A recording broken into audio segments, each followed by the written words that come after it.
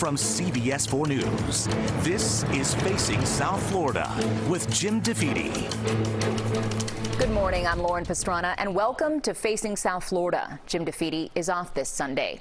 The sight of dozens of dead fish along the shore of Biscayne Bay in Miami is revealing the depths of the problem in the bay.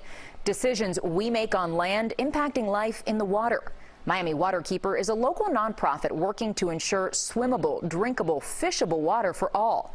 I spoke with its general counsel, Kelly Cox, about what's happening in Biscayne Bay and what can be done to fix it.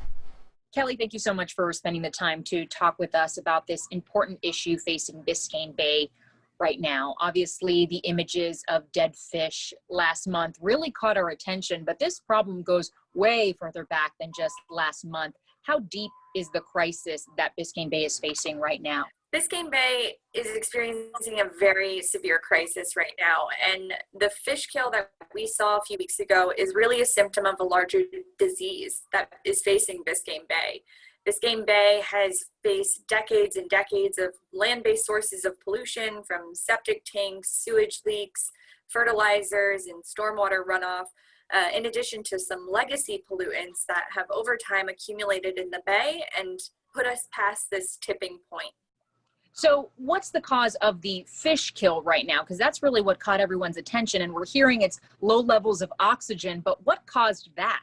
Right, exactly. So the low levels of dissolved oxygen in the water column are what exactly caused the fish kill. But low dissolved oxygen can be caused by a number of different factors, primarily algae and bacteria accumulation. And how does algae and bacteria get into our water? From land-based sources of pollution like septic tanks and sewage spills that get into Biscayne Bay over time and overload the system. You mentioned the issue of septic tanks. Let's talk about Miami-Dade County and why there are so many septic tanks. We pay a water and sewer bill, many of us each month. We might be thinking, is our money going to improving the infrastructure of the sewer system in the county? Is that in fact the case? So you're exactly right. A large portion of the county remains on septic tanks, while the other portion is on sewer. We have over 100,000 septic tanks in Miami-Dade County. 12,000 of those septic tanks immediately abut a sewer line. So that means that they're ripe and ready to be hooked up to sewer. There have been some issues historically with capacity in our sewer system and whether our sewer system is equipped to be able to handle additional load from new customers and new folks joining onto the sewer lines. So it's really been a problem for logistically for us to pursue this infrastructure. But we do know that this has been a problem for pollution and for the bay for many, many decades. As early as the 1940s, we have properly are polluting our groundwater, and that groundwater interfaces with Biscayne Bay. So it acts as a conduit into Biscayne Bay and transfers that septic effluent that's full of very rich nutrients and is getting into the bay and impacting the quality of the water. Miami Waterkeeper recently put out a consensus statement with a lot of other respected individuals and organizations discussing the issue facing Biscayne Bay right now. What's the main message from Miami Waterkeeper right now? The main message from this consensus statement is that the scientific community and the environmental community are all in agreement. We know what caused this fish kill event, and we know the solutions to solve this problem. We have to make investments in our septic to sewer conversion approach, into our sewage infrastructure, into our stormwater system, which again transfers pollutants into the bay largely untreated, and also nutrient inputs such as fertilizer need to be addressed. And the consensus statement seeks to bring everybody from academia and the environmental community together to push forward a common thread, a common message in order to effectuate some change here. It sounds like a lot of this is a policy issue that our local lawmakers will have to have a hand in correcting. What can our local leaders be doing? What should they be doing right now to improve the situation in the Bay? There are a lot of things that local leaders can be doing to improve the situation in the Bay, not the least of which is they need to make clean water a priority on their legislative agendas.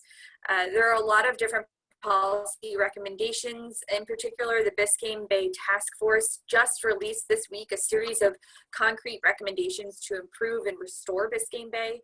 of those, there are some really low-hanging fruit, right? I mentioned that we can hook up a budding sewer or a budding septic tanks to sewer lines immediately. That's 12,000 that we can take care of.